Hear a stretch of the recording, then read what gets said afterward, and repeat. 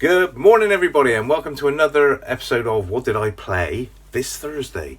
So this is an episode that I do each Friday morning, well, not every Friday morning, some Friday mornings, when on the previous Thursday night I play a game that I've not played before at the Chippenham Board Games Club, where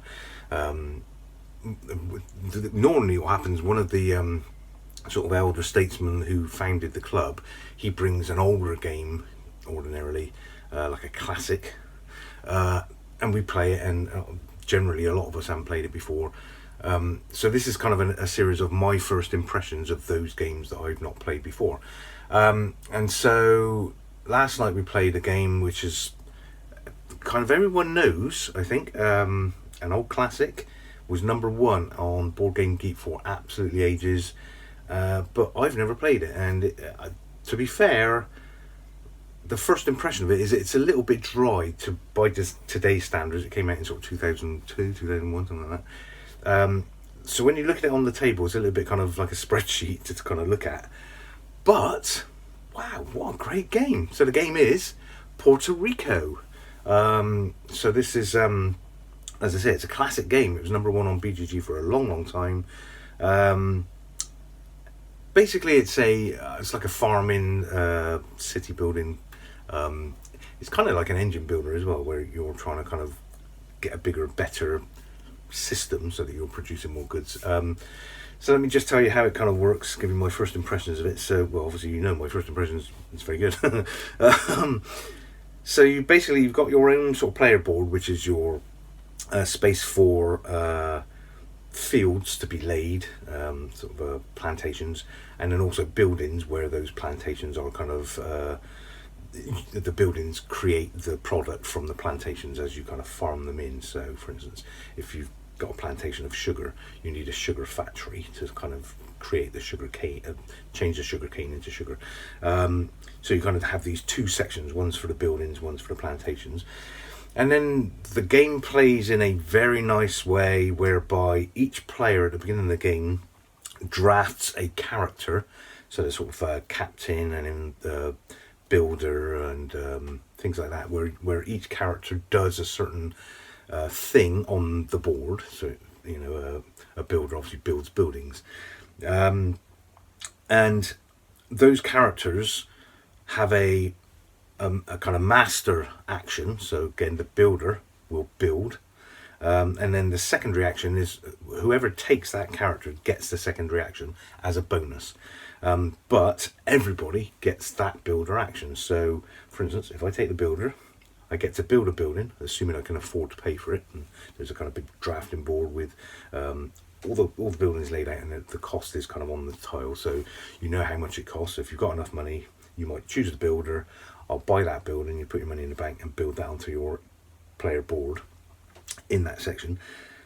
And then everybody else builds. So your character is actioned by you first, but everybody else then does the same action.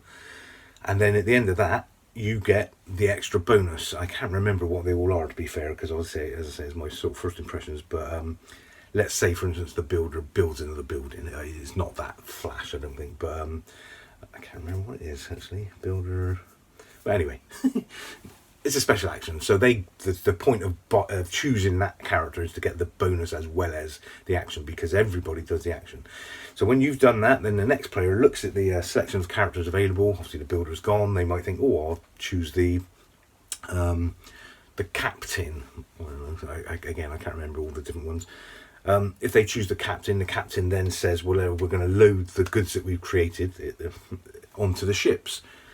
This early on in the game, we've not created any, so I'm out of sequence with that, obviously. But so again, he loads the ships with his goods, then everybody else loads the ships with their goods, and then the captain's bonus for the person that chose that character, they get to do that. Again, I can't remember what that is now. Captain's bonus. I think they decide which ships sell. No, anyway. It's a nice bonus. Every bonus is a nice bonus. And then the next player goes, they choose a character, they do their action, and then we all do that action, and they choose their bonus action. Really nice little mechanic, because obviously every go, you're having a go. So, even when it's that player's turn, I do the same action after it gets around to me. So every turn, you're doing something, rather than just the person who's choosing a character. when you've all had a go and you've done whatever the action is, the characters that remain get a coin put on them, and everybody kind of puts their characters back, and you move on to the next round. And so those characters that weren't chosen last time are now kind of enticing because they've got money on them. Everybody needs money, so you might choose those. I mean, the main thing you're doing is choosing a character to do something that, to your board, that is going to be beneficial to you. But if it's got a coin on it as well, ooh, extra bonus. But sometimes you get tempted by the coins, because coins are very, very scarce in this game, very important. You need them to build your buildings and so on. Really nice, really, really nice. So there are various, as I say, the various characters do different things. One of them gets you to choose a plantation and put it on your field. One of them, there's a ship that brings in workers, and the workers are needed because if you've got a plantation or a building, on each of those there's a little circle, which is where your worker sits. I keep doing that, I'm sorry. I'll stop doing that. But you need a worker on that plantation or the factory that's creating the product.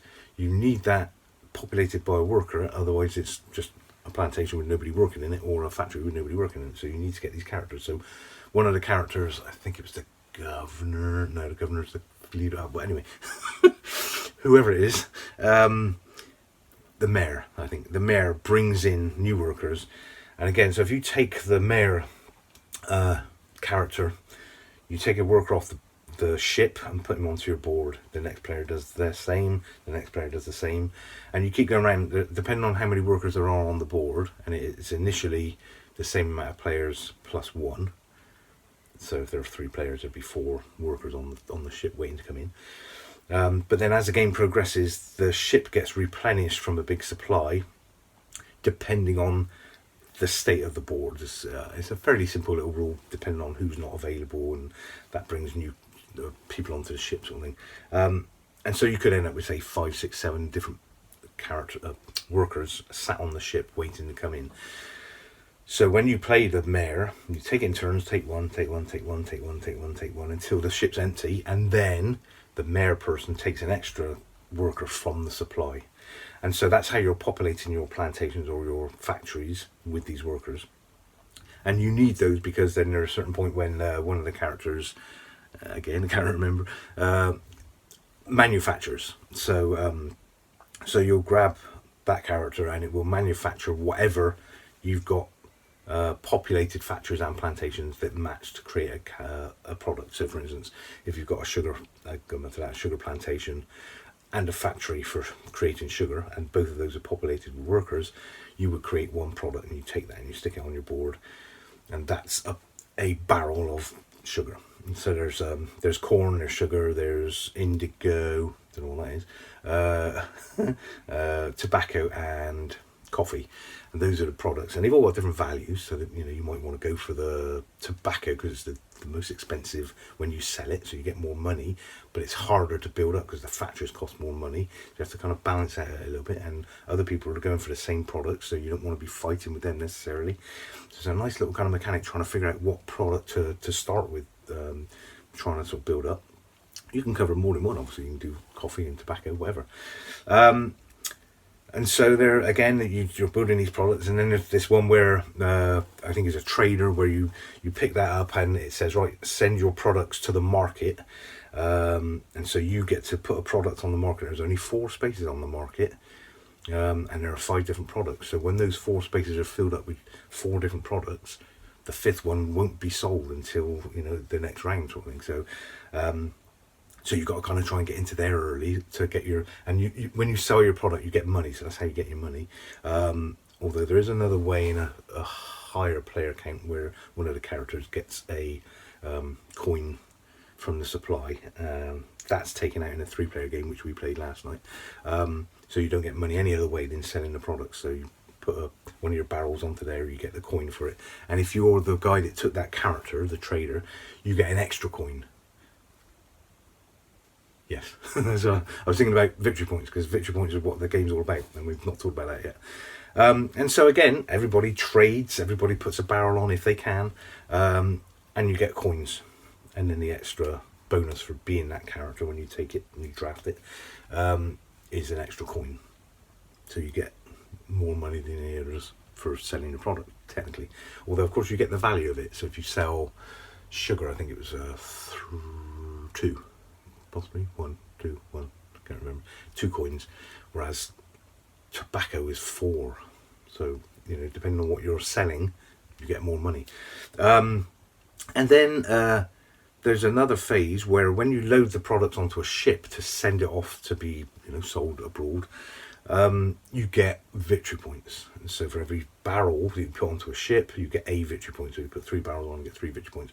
If you're the person that, I think it was the captain that chose the captain, you get an extra victory point. So if you put 3 barrels on, you get 3 plus your extra victory points. That's 4 victory points. Victory points is what wins the game. Money and goods come into it in a tiebreaker scenario, but the game we played last night, for instance, one guy got 45, the other Tim got 45, I got 37, Mike got 36, so didn't even get to the point where we did a tiebreaker. So it's literally victory points. So victory points are gained by loading the ship, basically, and then at the end of the game, when you've built up a lot of plantations and a lot of factories, and some of the buildings have bonuses for victory points and stuff like that, you total up all the victory points of your buildings, because each building's got a victory point count on it, and all your products and so on and so on. So it's the one with the most victory points basically in the end wins. It's a really, really nice game. I've been very vague obviously with the rule set because it's just my first impressions of the game. Old, and I was going to do it again, sorry. old and old looking. The boards are really sort of flimsy and it's very spreadsheet looking. But what a lovely game. I could do with a reskin, or not necessarily a retheme, but just a reprint, you know, a kind of nicer, thicker tiles, and a little less kind of, the player boards could be a little less kind of mechanical looking, because like I say, they look very spreadsheety, and you can kind of lay out in a nicer way so that kind of it's more attractive maybe. So it's definitely, I think it's due a reprint, because what a lovely game. Really nice, really tight, and it plays really quickly. You select your character, you do the action, everybody else does that same action, you get your bonus, next player chooses his character, and so on. So for 3 of us, a round took, you know, a minute, 2 minutes, something like that. And you're doing something every round, every turn, because everybody goes when you choose your character. It's just that you get the bonus. So a really nice game from that point of view. There's no real downtime. You've got plenty of things to think about. You're looking at other players and trying to decide what to maybe block them or compete with them. And it's nice, again, that the ships that you load and the market are kind of restricted in space. So kind of early bird catches the worm, so to speak. You want to get in there first to stop other people getting in there first and blocking you. You get in there first and block them. Really nice, and the victory points are hidden, so when you're getting these victory points throughout the game, you see the pile, you think, oh, they've got a lot, but are they 1s, are they 5s? You know, you're looking, and then right at the end game, so this is what happened last night, the other Tim had a lot of victory points on his buildings, and Mike and I hadn't sort of managed to get some buildings with some victory points on as many as Tim. We had a massive pile of victory points in our pile, but Tim managed to clinch it on the victory points on the end game, if you like. So yeah, really nice game. So I thoroughly recommend that you check out Puerto Rico if you get the chance. As I say, you probably find it really easily now second hand and cheaply, and it is a massively good game because it was, like I say, Board Game Geek number 1 for yonks. So definitely worth a check out, and I really enjoyed it. So I don't do sort of scores out of 10 or anything like that for these, but definitely a thumbs up for this one. I really enjoyed it. Puerto Rico, an old classic, literally a classic. Thanks, Mike, for bringing it and teaching it to us. I'd like to play this again, but I'd also like to see it rethemed, or reskinned at least, not rethemed. Reprinted, that's what I'm trying to say. Okay, guys, well, hopefully this has been helpful to you. If you've not seen it or not played it, recommend it. Good one to check out. And again, as I say, you'd think, well, yeah, it looks a bit, it's not, it's really good. So hopefully see you on the next one, and we'll get some more reviews up soon. Hopefully we'll get back to it a bit more now the summer's kicking in, if we can keep the flies away. Sorry if they're like, we live near horses, so there's always a lot of flies near us. Anyway, enough of that. I'll see you on the next one. Thanks for watching this, and take care. See you soon.